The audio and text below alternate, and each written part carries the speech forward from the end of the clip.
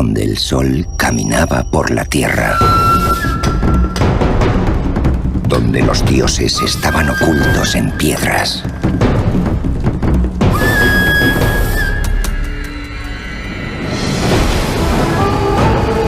Y ancestrales culturas dominaban los mares. Un mundo donde la muerte se transformaba en vida.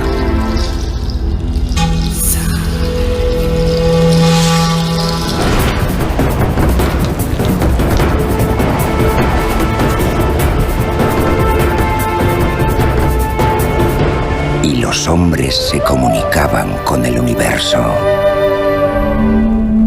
En este mundo, donde el espíritu del sol y las lágrimas de la luna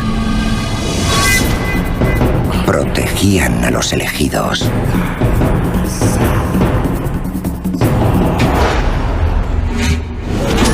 una mágica leyenda emergió para forjar el imperio de los incas. Destinado a ser una de las civilizaciones más grandiosas de la historia.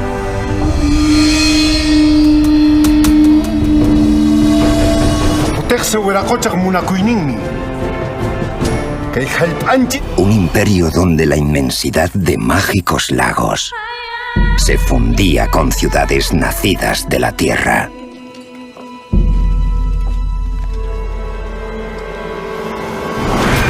Y los más valientes guerreros viajaban desde océanos desconocidos hasta fortalezas ocultas por la niebla. Perú, imperio de tesoros escondidos. 5000 años de historia que aún sigue viva. Jóvenes, muy buenos días. El aula de Euler. El día de hoy vamos a hablar acerca del tema de la unidad 2 de historia, del poblamiento de América hasta el surgimiento de la civilización andina. Tomen sus apuntes, en este caso los datos más importantes para su evaluación. Vamos a empezar entonces con un pequeño recojo de saberes. Ya sabes que en el recojo de saberes no puedes revisar ninguna web ni revisar el libro, nada. O sea, vamos a imaginar que se estoy evaluando y te estoy haciendo las siguientes preguntas. Entonces, lo que tengas, en este caso, la idea que tengas acerca de las posibles respuestas, vamos a tratar de resolverlo, ya jóvenes. Pero no te preocupes porque estos enunciados se irán resolviendo o despejando en el transcurso de nuestra diapositiva. En el continente americano viven 1.000 millones de personas. ¿Pero sabes quién fue el primero? Mira.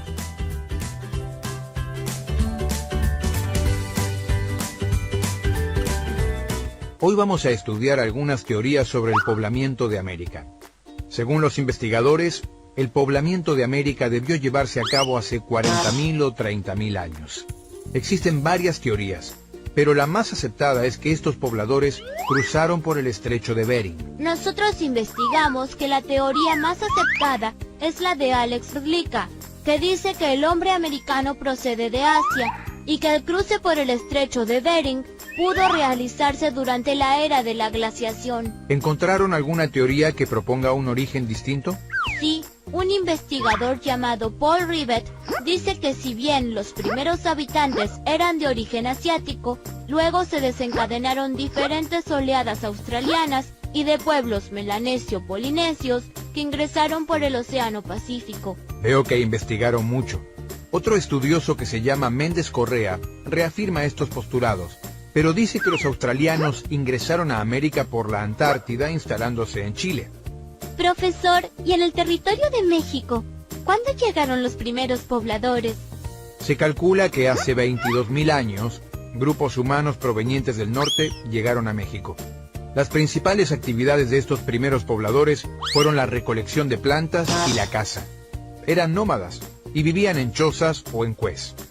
Existe un testimonio de estos pobladores a partir de los restos del llamado hombre de Tepexpan, que probablemente vivió hace unos 10.000 años. Ese fósil en realidad corresponde a una mujer adulta de aproximadamente 1,68 m. A partir del hallazgo del llamado Hombre de Tepexpan, se pudo saber qué tipo de herramientas y objetos usaban los primeros pobladores. ¡Wow! Yo no sería capaz de atravesar todo ese camino ni en bicicleta. Era otra época, Aulis. Antes, ser nómada era su estilo de vida. ¿Por qué será que se llama Hombre de Tepexpan al fósil encontrado si en realidad era una mujer? Probablemente porque cuando hallaron el fósil no tenían modo de comprobar si era hombre o mujer, pero luego lo deben haber podido explicar. Mejor sigamos investigando. Aún quedan muchos misterios por resolver. ¡Uf! ¡Qué olor a pata! Recuerda bajar la app de Aula 365 y responder en los comentarios. ¿De qué parte del mundo nos ves? ¡Saludos!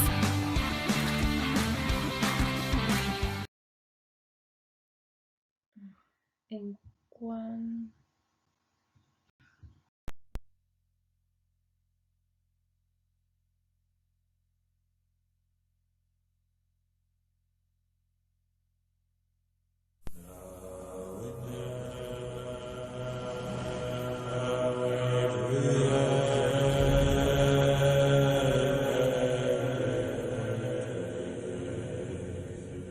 La Tierra hace 18.000 años.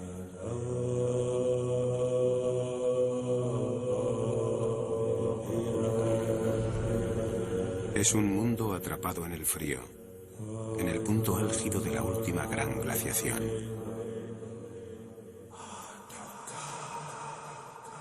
Tras decenas de miles de años, las nieves se han compactado, creando enormes glaciares. Enterrada bajo una capa de hielo de 1,5 kilómetros de grosor, está la Tierra donde hoy viven cientos de millones de personas. Debido al avance de los hielos, el nivel del mar ha bajado más de 100 metros. El lecho marino expuesto casi une a Australia con el sudeste asiático.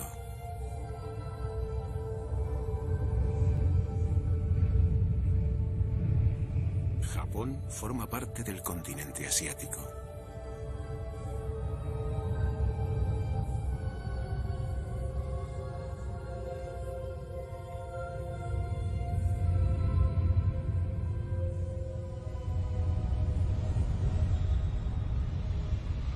En Norteamérica, el hielo y los glaciares envuelven toda Canadá y el norte de Estados Unidos.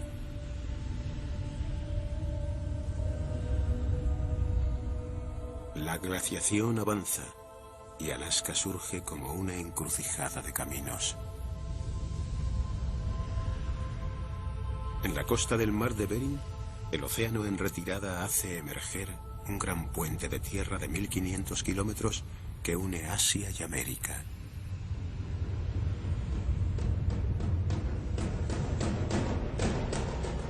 Por él, multitud de criaturas pasaron al nuevo continente. Era el génesis de una gran oleada de vida que inundaría las Américas. Al pasar a la antigua Alaska, las manadas de herbívoros encontraron ricos pastos y fértiles valles donde refugiarse. Pero tras ellos y procedentes de Asia llegaron los feroces carnívoros, tigres dientes de sable, osos gigantes y el mayor de todos los depredadores.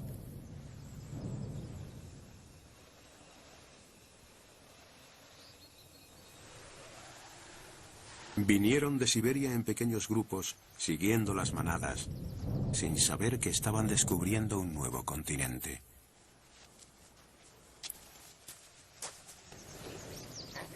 Los cazadores se alimentaban de bisontes, alces, mamuts y de un tipo de reno salvaje llamado caribú.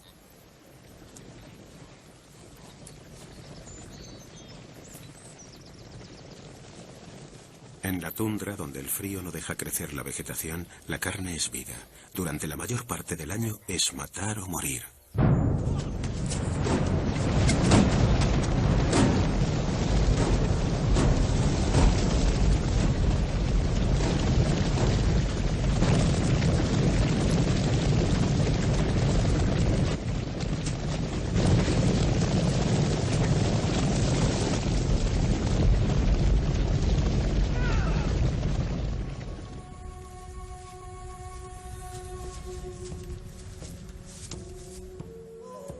Los cazadores prosperan aquí durante milenios. Pero conforme la glaciación comienza a ceder terreno, se abren nuevos caminos hacia el sur y la mayoría se traslada con las manadas para colonizar aquellas tierras vírgenes. Sus descendientes se convertirán en apaches, sioux, aztecas, mayas, incas e indios de la Amazonia. Sin embargo, algunos grupos permanecen en Alaska. Para ellos, este es un mundo de fuerzas misteriosas y espíritus mágicos. El poblamiento americano. Nosotros sabemos que las primeras bandas de cazadores y recolectores nómades que llegaron a los Andes, en este caso a los Andes centrales, hace aproximadamente 13.000 años, esto quiere decir que encontraron nuestro actual territorio en condiciones geográficas muy diferentes al actual. A ese periodo gélido se le denomina Pleistoceno. El poblamiento de América, nosotros vamos a hablar de dos periodos, el periodo lítico y el periodo arcaico. ¿Qué características tiene el periodo lítico? Esto se refiere a los primeros hombres que se ubicaron en las tierras andinas hace aproximadamente 13.000 años. Encontraron una geografía diferente a la actual. Los Andes lucían cubiertos de nieve en proporción de 2 a 3 veces mayor. Incluso en la costa se registraba mayor humedad, cosa que ahora es totalmente diferente. Es una zona muy desértica. Y sobre todo ellos vivían con una gran cantidad de animales denominados la llamada megafauna.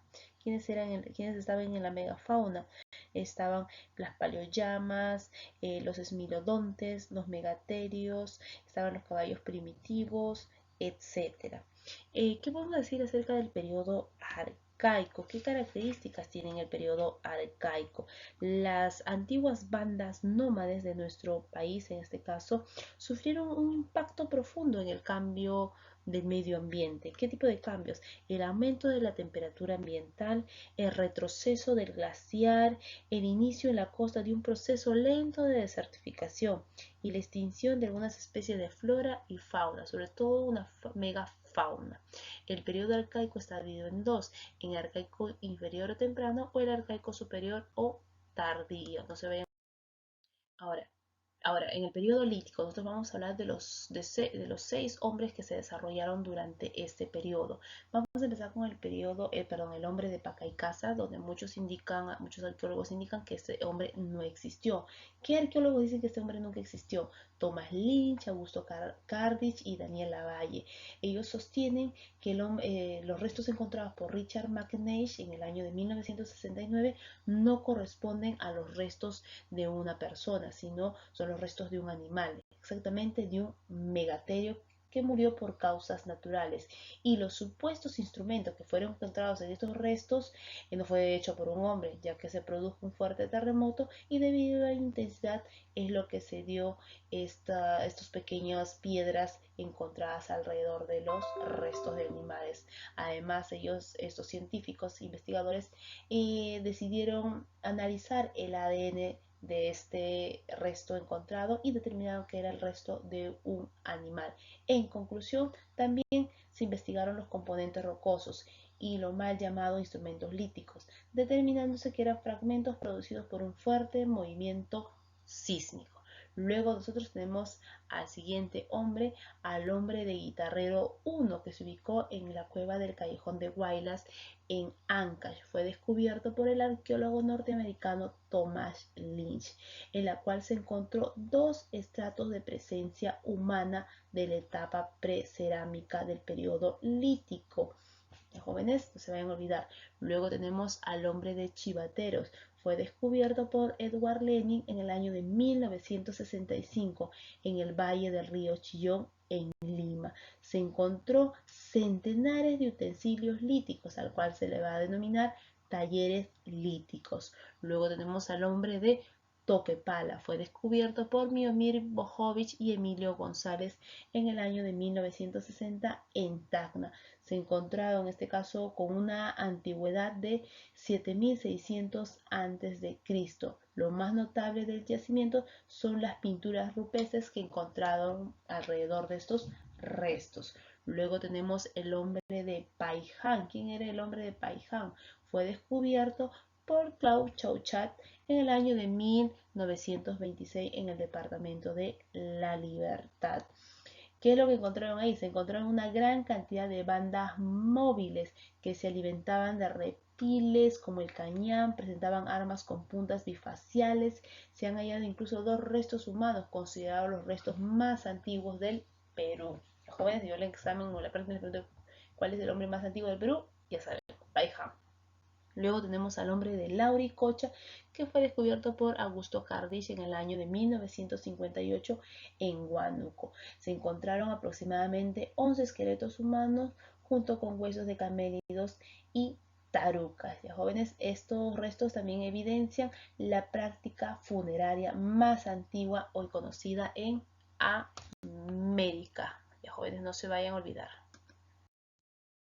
En el periodo arcaico se subdivide en el arcaico inferior o el arcaico temprano. Ahí vamos a mencionar a 3 hombres. El primero es el hombre de Guitarrero 2 o también el hombre Río Santa, que fue descubierto por Thomas Lynch en el año de 1965 en Ancash. Se hallaron una gran cantidad de cultivo de pallares y frijoles. Por ende, se le considera a él al primer agricultor de los Andes. Luego tenemos al siguiente hombre, el hombre de Telarmachay, que fue descubierto por Daniel Lavalle.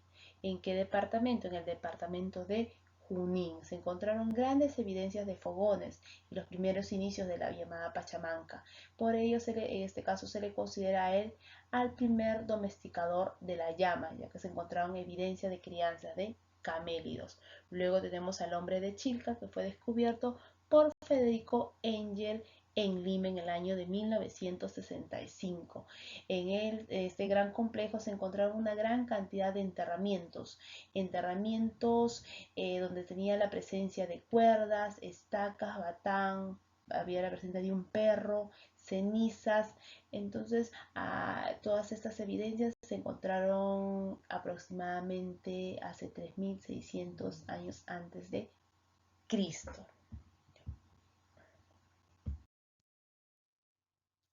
Ahora vamos a hablar del arcaico superior o tardío.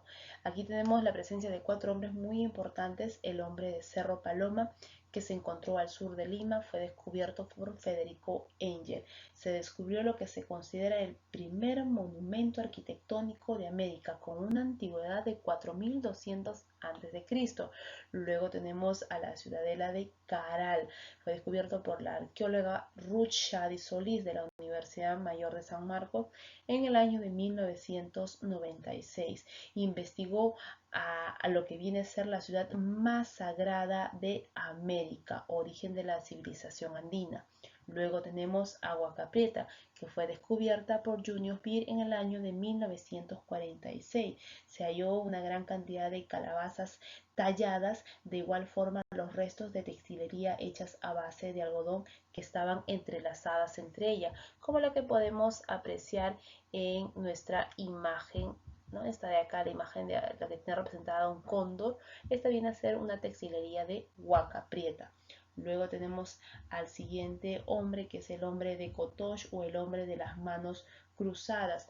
Inicialmente, fue visitado por Julio César Tello, pero los investigadores japoneses Seiichi Izumi y Kazuo Tejada, ellos se dedicaron al estudio más detallado de este templo, que se encuentra ubicado en Huánuco. Está compuesto por una serie de edificaciones, supuesta presencia arquitectónica pública de carácter ceremonial, ¿no? Por ello la presencia de el bracito, en este caso, por eso se denomina el templo de los brazos cruzados. Las teorías sobre el origen de las altas culturas. Nosotros sabemos que los pueblos a lo largo de su desarrollo económico, social y económico se enfrentan a un medio geográfico al que llegan a conocer y transformar para regular y planificar el crecimiento de las plantas y de los animales. Además, elaboran instrumentos de producción, confeccionan sus vestimentas y equipos de transporte. La vida en comunidad y luego la división social determina la formación de un aparato jurídico. Ese aparato jurídico viene a ser un Estado. ¿Y qué es un Estado? Un Estado está regido bajo normas, sanciones, símbolos mitológicos, arte, entre otros.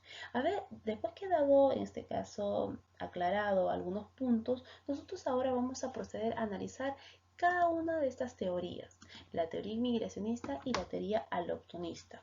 La teoría inmigracionista fue planteada por el alemán Max Uhle, que cuando llegó al Perú trajo un método denominado estratigráfico. ¿Y qué era un método estratigráfico? Era determinar la antigüedad de un resto, de un fósil, debido a la profundidad que tenía o a la antigüedad de la profundidad del subsuelo.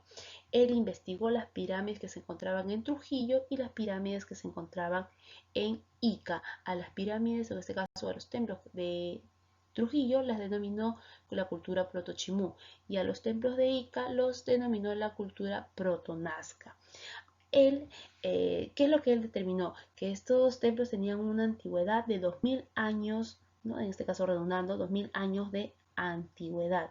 Él creyó encontrar, en este caso, en estas dos culturas, la cuna de la civilización andina, que afirmaba que era producto de la migración, como se ve en la imagen, la flechita es la migración de culturas mayores y más antiguas. ¿Y cuáles eran esas culturas mayores? La cultura maya y la cultura azteca. ¿Y en qué se basaba esa conclusión, esa investigación que él daba?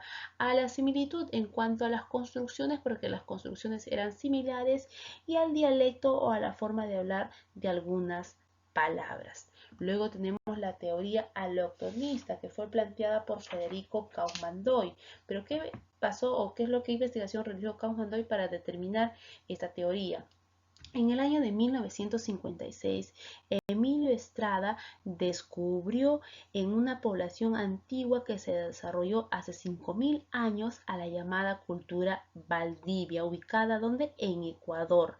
Los restos hallados consistían de un fragmento de cerámica incipiente y una escultura en forma de serpiente emplumada. Todos estos restos fueron concebidos por el arqueólogo chiclayano Federico Kaufmann. Como antecesora, dijo que en este caso que Valdivia era la cultura antecesora a la Chavín. ¿En qué se basó? En que las cerámicas tenían cierta similitud, ya que en este caso la cultura Valdivia tenía 5000 años de antigüedad y la Chavín solo tenía 3000 años de antigüedad. Jóvenes, entonces él indica que la cultura Valdivia tomó en este caso conocimiento de las culturas mayores. ¿Qué culturas mayores? En este caso de la cultura azteca. Y al tener conocimiento, ya sea en lo que es agricultura, lo que es construcciones o edificaciones, esta Valdivia enseñó o dio sus conocimientos a la cultura Chavín, ¿no es cierto? Y de esa manera va a surgir lo que viene a ser el origen de la cultura andina. Jóvenes, en eso consiste la teoría allochtonista. Por último tenemos la teoría autoctonista, que fue planteada por Julio César Tello, quien era un arqueólogo por vocación. Julio César Tello rechaza el difusionismo de Max Uhle y defiende el evolucionismo de la cultura andina. Asegura que las pirámides costeñas son el producto de un desarrollo autodinámico. Sus afirmaciones fueron comprobadas al descubrir el templo de Chavín de Huántar, con 3000 años de antigüedad, cultura más antigua que las estudiadas por Uhle, y señala su conexión con la selva, pues encontró evidencias de culto al jaguar, la serpiente y ornamentos de cabezas clavas como símbolos felínicos. Al hacer este descubrimiento, Julio César Tello va a rechazar las teorías de la teoría inmigracionista en este caso y la teoría allochtonista. Jóvenes, de este dato no se vayan a olvidar y recuerden. Gracias. La periodización de la historia. La periodización de la historia, en este caso del Perú, ha sido propuesta de muchas y diversas formas. Recordemos que sin duda un trabajo de este tipo es una manera del enfoque filosófico del autor, una manera de aplicar su visión política. Un ejemplo de esa periodización tenemos la periodización de Lumbreras y la periodización de John Rowe. Por ejemplo, Lumbreras, Luis Guillermo Lumbreras, divide el prehispánico de las siguientes etapas. Divide del Imperio Inca, un segundo desarrollo regional, como ahí se encuentra la cultura lambayeque, la cajamarca, la cultura chanca. Luego tenemos el Imperio Wari, que viene a ser Wari, la cultura Wari.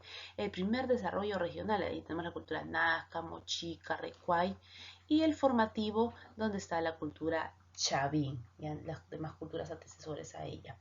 ¿Y por qué o a qué se debe, en qué se va a basar Lumbreras para esta división?